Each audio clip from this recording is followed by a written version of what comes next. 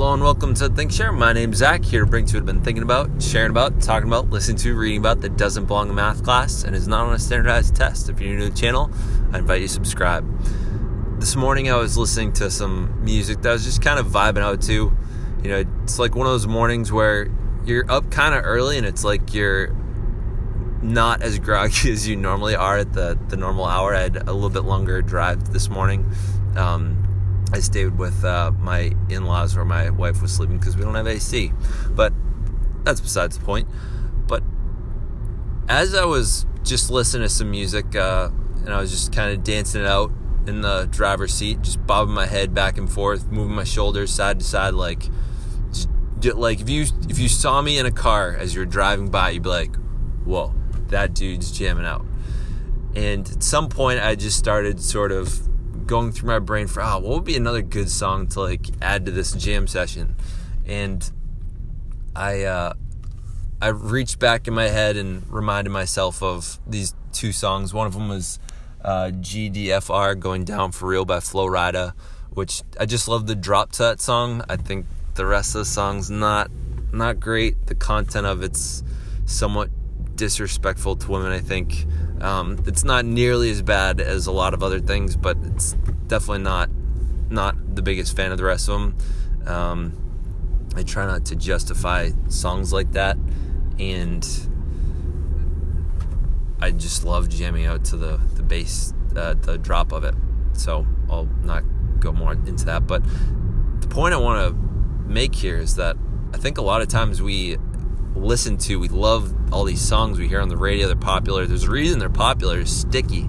As I was listening to this book called The Power of Habit, it talked about how Outkast back in the early 2000s, in 2003, Hey Ya was a popular song, but it was not like any other song. So what they did was they put it next to sticky songs, which is like songs that aren't necessarily good. It's not like that's my jam, but it's one of those songs that's like you're not totally irritated by it, that it just like it sounds right.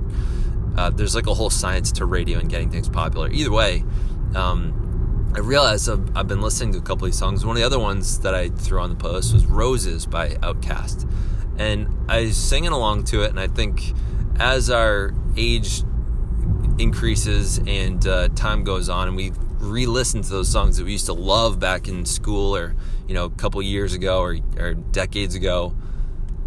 Let's see, it's been like 15 years since that song dropped, Roses.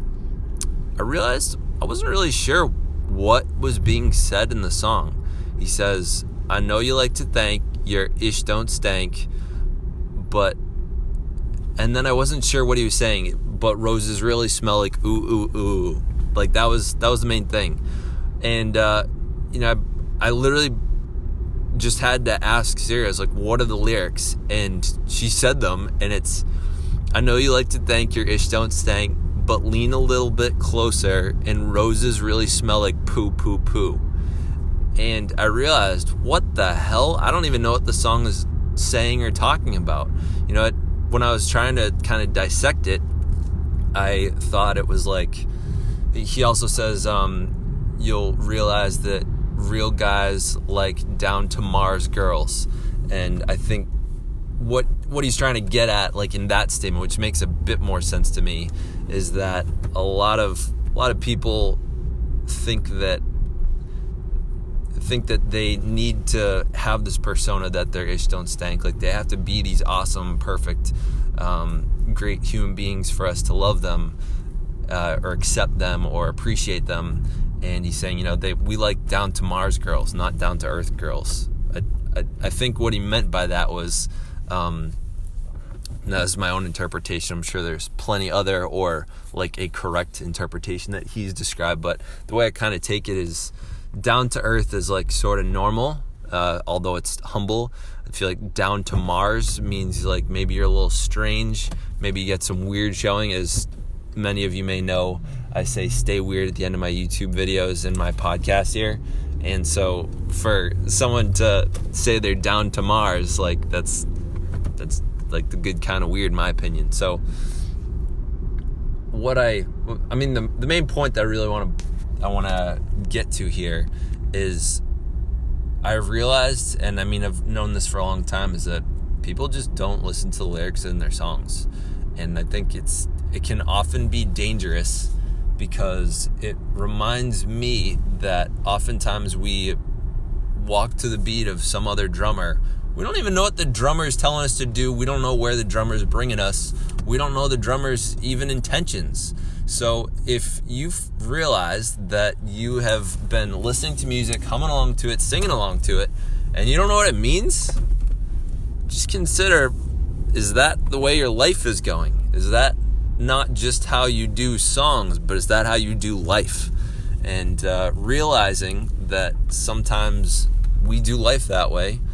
As I've been listening quite a bit to this book called Most Likely to Succeed, it talks about how public school education bring us to college, and how college is like the most important thing, is could be breaking us a little bit. It could be leading our youth into a place that might not be the greatest spot for them. So ask yourself, are you listening to the music? Are you listening to the ideas of others, your parents, your peers, your faculty, your colleagues, your whatever?